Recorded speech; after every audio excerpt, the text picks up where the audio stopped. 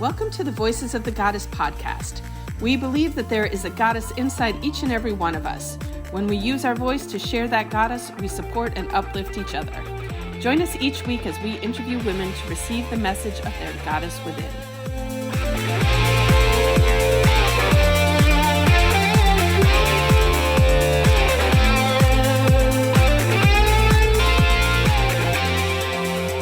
Hello, and thank you for joining us. We are excited to be here with another very special guest. And my name is Alison Mancini, your holistic nutritionist.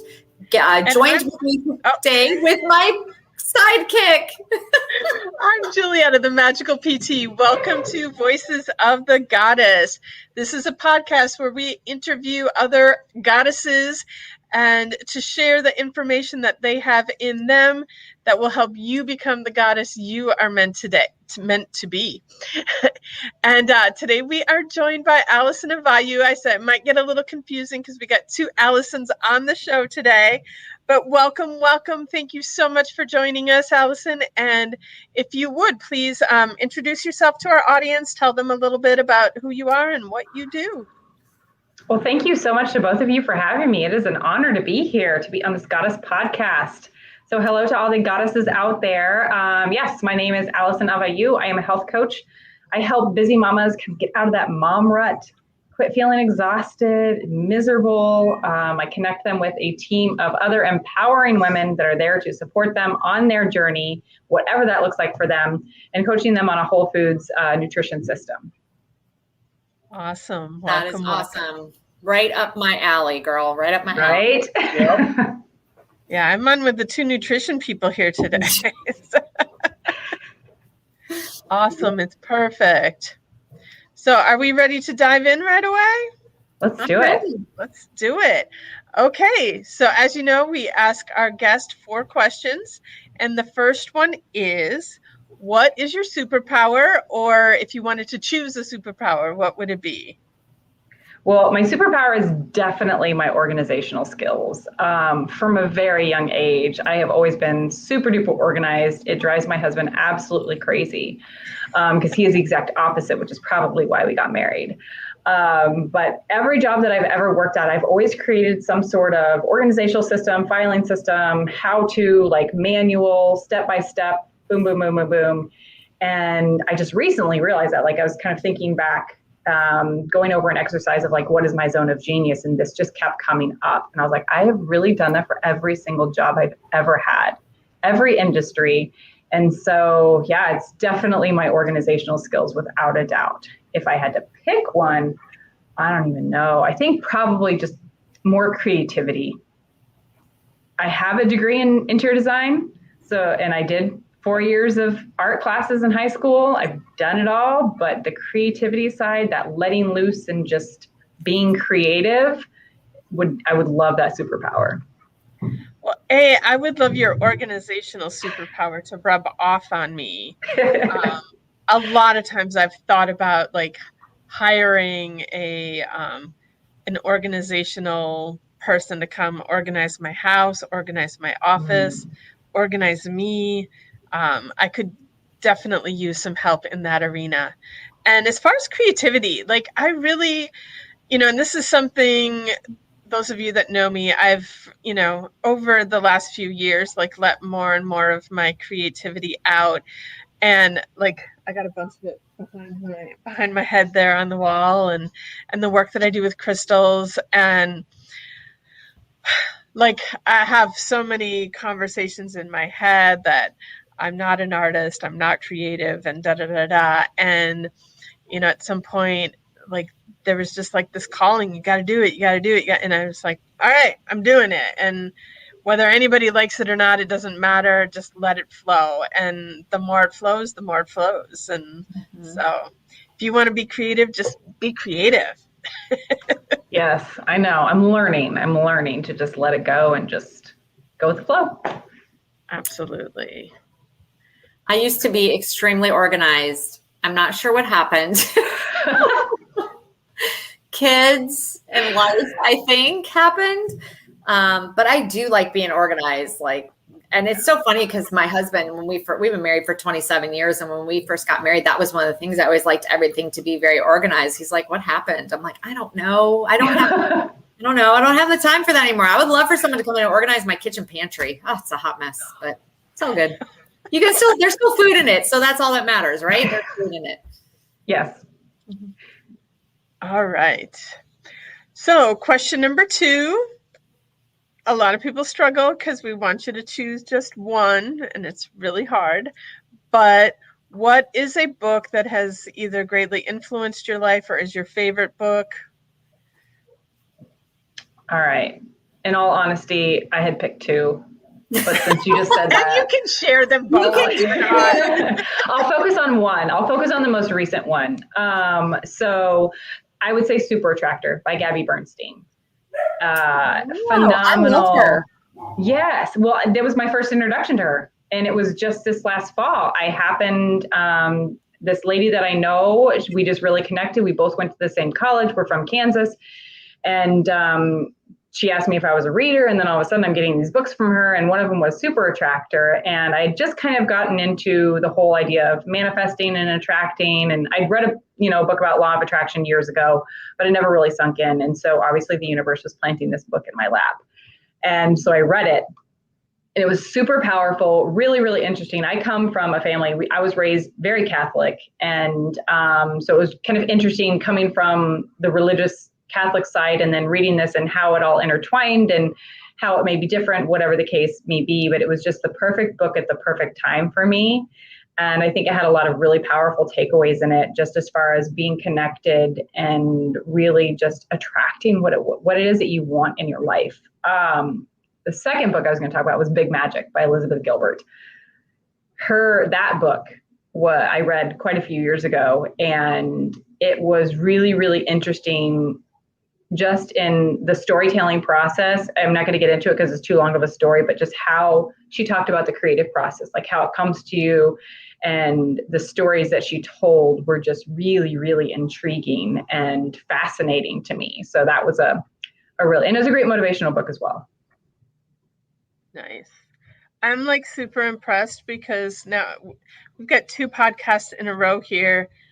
Not only one book I didn't read, now there's 3 books that I haven't read yet. So we're on a roll here, people. Yeah. Like, this is awesome. So because I always need more books to read. So okay, I'm just disclaimer here. I'm keeping myself muted because I have the puppy and my 98-pound dog playing right now. So I'm going to separate them in a second.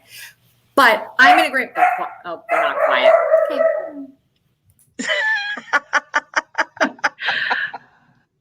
I can relate. That's all right. So we are on to question number 3, which is, what is your favorite self-care practice? We know as women, we're always putting everybody first, whether it's our kids, our spouses, our friends, like we're always taking care of everybody. And too many of us forget to take care of ourselves. So we're huge advocates of taking care of yourself. And so we want to know, what is your favorite self-care practice, Allyson? That is such a really, really good question. Because I am a mom of 2 little toddlers, and self-care has, in all honesty, been non-existent for me. If I managed to shower every couple of days, it was a miracle. And so I know that there are women out there that are like, yep, that's me. I can totally relate. So forget soaking in a bath, forget going to get a pedicure and a manicure, especially with the pandemic, So a lot of those things that people consider self-care just didn't fit. And so just recently, I've been on a journey to discover what self-care looks like for me, because it looks like something different for every single person. For somebody, it might be laying in their bed reading a book. It might be a long bath. It might be, going for a run by themselves, not pushing a double stroller with 2 kids in it. Because that would be self-care for me. I would love that. But right now, what works for me is just enjoying a really good show on Netflix, something positive and uplifting in some sort that leaves me feeling good. And it just kind of decompresses me at the end of the day, because especially as moms and busy women with businesses and whatever it is that we have going on, a lot of times you're just go all day long, and you need some time. I had to learn this the hard way. I needed time to decompress, just relax, have a glass of wine if I wanted to, and just kind of zone out for a minute, turn the brain off. And that for me has been my current self-care practice. I'm looking forward to, in the next couple of months when my kids are sleeping more normally, having a morning routine, doing some yoga. Like, I really look forward to doing something like that. And I love how you say that, because your self-care practices do change over time and depending on where you're at in your life. Like, I think back to when my kids were the age of your kids. Yeah, a hot bath or a pedicure, anything like that was like, I would laugh like, that's super funny. And a shower was like a dream. But what's really interesting is the older you get, different things keep you busy, and showers still sometimes you're like, yeah, I can do that today.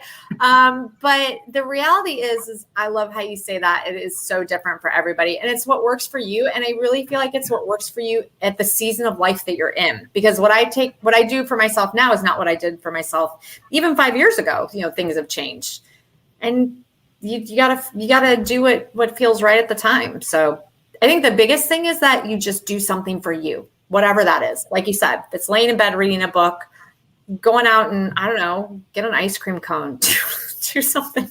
Yeah. Right. Well, and like doing it without judgment. Because I think a lot of times too, like, I'm doing what I should be doing to take care of myself. Mm-hmm. No, like, that self-care should be something that feels really good to you and is like, it's a gift to yourself, not I have to do this or I should do this, but something that really truly feels good to you to do for you, and release all judgment about what that is, because like, I love that you say watching a show on Netflix, because how many of us have the judgment on about how much time do we waste watching Netflix or blah, blah, blah.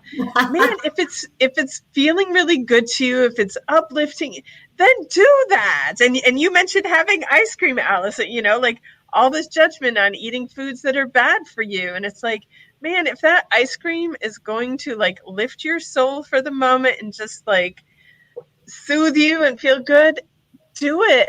But do it without the judgment. If you're doing it and feeling guilty doing it, it's not going to have the same effect on you. So absolutely. Exactly. And I think that's one thing, one of my friends recently talked to me about, celebrating the wins, like the little wins, and especially if you're a mom like me in the trenches with the toddlers, the small things really are the wins. Did they have a bite for dinner? Yes. Oh my gosh, fantastic. Let's celebrate, And so really pausing for a moment and taking the time to think about, okay, what will make me feel amazing right now? What is that? And like you said, going with it. And you said this too, Alison, the season, with whatever season you're in, it's going to change. But I think even just pausing and contemplating, okay, what is something right now that would make me feel fantastic, more relaxed, more happy, whatever the case may be, whatever it is you're looking for, just internally think about that and then go with it and don't judge it. Like you said, Julietta. Yeah. Sometimes it just feels good to me to just sit down with a cup of coffee and stare out my window. I mean, to be real, just give me 5 minutes of nothingness and then I feel much better and I can go on about my day, Yeah, it just depends. Yep. Right. All right. Our next question, Alison, we did some market research before we started this podcast to find out, what our listeners want help with. And the big question that came up for so many of them is accountability. And how are you able to create accountability in your life? So this was actually a really difficult question for me. I feel like I tend to be the unicorn in this because I've always held myself accountable. I don't know if it was because my dad was a teacher and I was the oldest child and it was just kind of ingrained in me. I just realized my computer's going to die. Oh my God. So I'm going to talk quickly and plug it in. So if I get off camera, I'm still going to be talking. So for me, I've always been super accountable to myself. But one thing I've noticed is you've got to try and connect with other people that you vibe with and see if you can create a team together and doing weekly check-ins without judgment, but then at the same time, those weekly check-ins need to be real. You need to be real with yourself. You need to be real with the person that that is your accountability partner, and not make excuses. Mm-hmm. I made excuses for years, like I have kids, I'm pregnant, I'm breastfeeding, all these things, which those are really good excuses if you ask me. But at the same time, I was using that to not show up. And so I think the hardest part about the accountability is we really have to look into the mirror and be real with ourselves, give ourselves some grace, of course, but at the same time be like, okay, what can I truly commit to? And because I think a lot of times our to-do list and our dreams are like this massive list of all these things that we want to accomplish, and then life gets in the way and then we judge ourselves.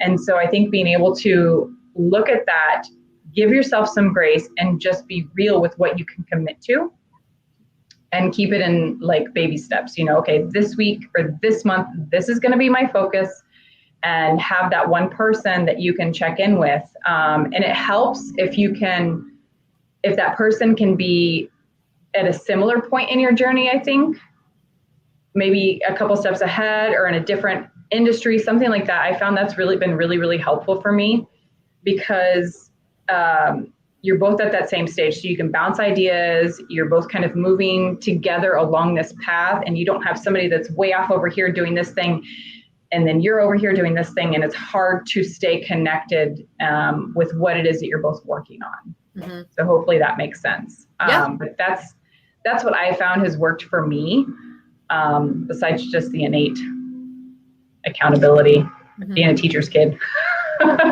Yeah. And it's interesting the answers we get to this. I love it, because so much good, just really rich advice and ways to find accountability. Yeah, I think that's awesome. Love it. Whoop, whoop. All right. I think it's time for takeaways. Allyson, what is your takeaway from today? This Allyson or that Allyson? The Allyson Mancini Allyson. Thank you. Okay, so actually my takeaway is from something that Allyson just said, and that was, and it's something that I actually learned from one of our previous guests that we've had, and actually a couple of our previous guests have talked about this, and I know them outside of this world of podcasts for a while and have been learning from them. And one of the things that they said, and Allyson just said it also, was that focus on one thing a month. Like you just said, take that one thing a month, whatever it is, and focus on that and work to get that done. Because so many times we're trying to do so many different things, and it's other things, but like one big thing, like let's say that you want to write a book. Okay. So you want to write a book. Well, make that your goal for the month of July. You're going to take time every day, schedule time to write a book, whatever. You're going to start a podcast, make the time, set aside time, schedule it in, which is what Julietta and I did. We scheduled time. We talked on the phone or met on Zoom once a week, every week for an hour. Okay, how are we doing this? How are we making this happen? So I love that. And it's a good reminder to me, because, it's always the shiny new thing, and we squirrel and we see all these things we want to do, and we have all these great ideas, and, oh, I want to do that. Oh, that sounds so good. But just focus on that one thing, get it done, because it feels so good to accomplish it. And then you did that, and now move on to the next thing, like the podcast. We focused on it till it got done, and it's done, and now we're enjoying it, and we have fun with it, and we learn so much, and hopefully we're helping so many women. So yeah, that's my takeaway. Stay focused on the one thing. Yes. My takeaway today is just that emphasis on self-care. Like, we kind of have this, what self-care is supposed to look like. And I feel like even my own answers for self-care would be sometimes fall into that, what it's supposed to look like. And so just getting into self-care,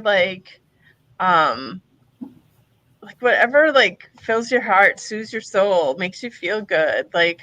I'm going to start looking for where are opportunities in my life to do what I want to do because I want to do it because it makes me feel good. And I don't care what anybody thinks. I don't even care what I think. If it's going to make me feel good, I am just going to do it without judgment. I think that's powerful. Yeah, that's very similar to what my takeaway is, the whole no judgment thing. Mm-hmm. I feel like the world that we live in today, not only do we judge ourselves, we judge everybody, and we feel like we're being judged by everybody, and there's just so much judgment with social media. Everything's out there and everything that's going on and all these opinions and everything like that. And if you could just strip it all away and look inside and be like, okay, what is it that is working for me? What is it that I want to do? And just let the rest go, like let the judgment go, let the guilt go. It's super hard because, I mean, that's just kind of ingrained in our society and who we are. And I feel like sometimes, especially as women, we tend to feel guilty for a lot of things that we definitely should never feel guilty for. Mm-hmm. And so allowing it to be okay. I think actually, Julietta, you told me that one time. Allow it to be okay. No judgment. Yay. Yeah, I agree. It's a hard thing. Sometimes it's hard to do because I was just, as you were saying that, I was just thinking to myself, even now my kids are 24 and 21 and my daughter who's 21 is home for the summer from college. And I have these moments where I feel guilty for doing something for me because maybe I should spend the time with her because she's going to be going back to school. But the reality is I still need to take care of me. I still need to find that time and make that time and do what I need to do and stop judging myself and having that guilt feeling because I can be a better mom to her if I'm taking time for myself. Exactly. So I have to show you guys this comment that just came up. Yeah, that's my cousin Dana. I'm like super stoked that like one of my family members was watching us today. So glad you could join us, Dana. And yeah, I'm like, it feels really good to know when we get those messages, like I needed to hear that today. And, you know, sometimes I think about why are we doing this and we're crazy to do this. And then we get those comments that like, I still exist. I know you do, Dana, and I'm sending you a big hug.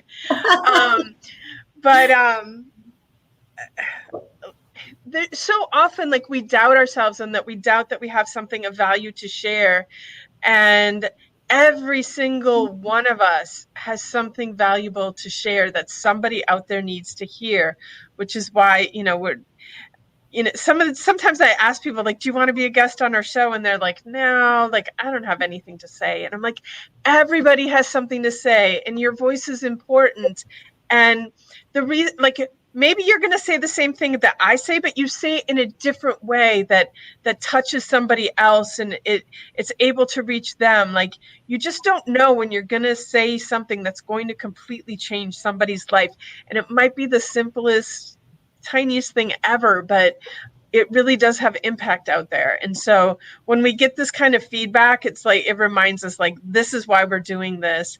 And so we keep going. And so when I ask you to be a guest on this podcast, just say yes, do it. Like, we're going to have fun and you don't know whose life you're going to change, whose life you're going to impact. So absolutely. And honestly, it impacts us too. Like, as we're going through this, our guests, Julietta and I, every time we get off an interview, we're always like, oh my God, like something new is learned, something we heard that, just like Julia said, we've probably heard it 10 times before, but because Alison said it a certain way, it totally resonated with us, you know? So yeah, don't say no if we ask you to be on this podcast. It's good for you. Well, I'm glad I said yes. It's good for you. So I don't know if we see Dana's comment here that she's trying to write a book and she's thinking about starting a podcast. And I think that we can help her start this podcast by having her come on and be a guest on our show. So yes, we need to have absolutely. And I think one thing I want to share real quickly before we wrap up is, and it really resonated with me and it goes into what we're talking about here. You never know when your story or your experience is going to be the key to unlock somebody else's prison. Oh my gosh, I love that. Wait, can you say that really slowly? Sure. You never know when your story and your experience and how you share something is going to be the key to unlock someone else's prison.